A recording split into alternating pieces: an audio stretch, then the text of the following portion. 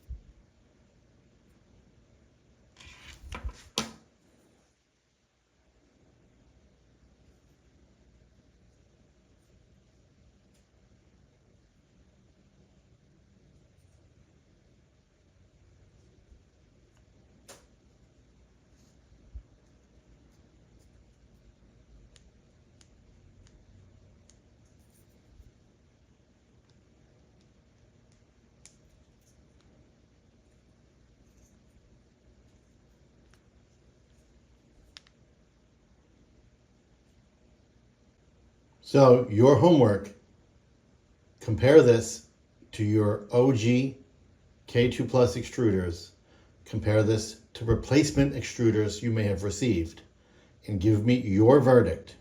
Creality says this is a revised version of the K2 extruder and that it helps prevent filament jams.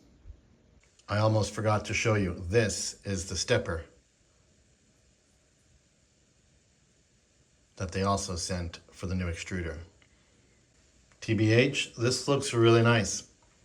And whether or not it's an actual new version or not, I'm going to go ahead and swap my pre-release K2 Plus extruder with this one. Cast your vote.